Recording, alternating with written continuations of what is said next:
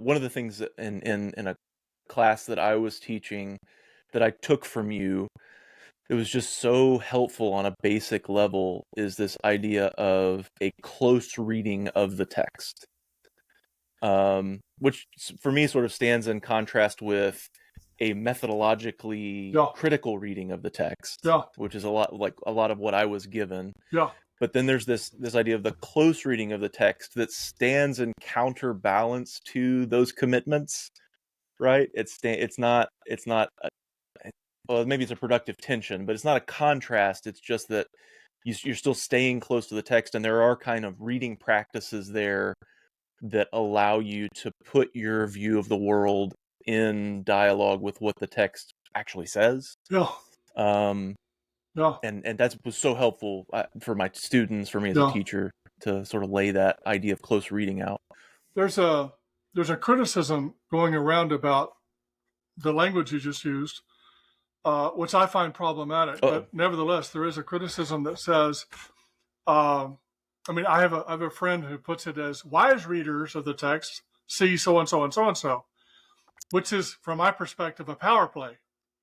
It's a way of saying wise Yeah, readers, seems and by like. the way, I am the wise reader.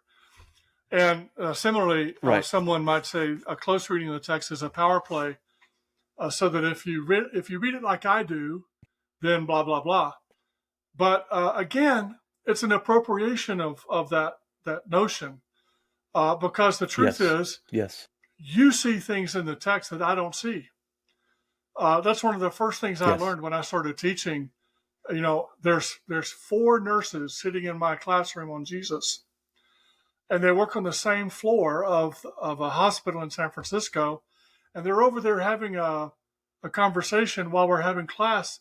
And I finally stop and I say, "What's going on?"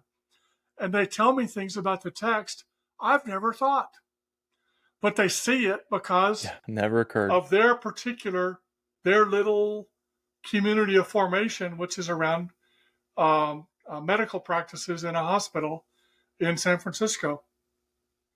Well, they just see things I don't see, and close reading invites that, again, not so that I can get it right, but so that we, those of us doing it together, can open each other's eyes and help each other see what we couldn't see before.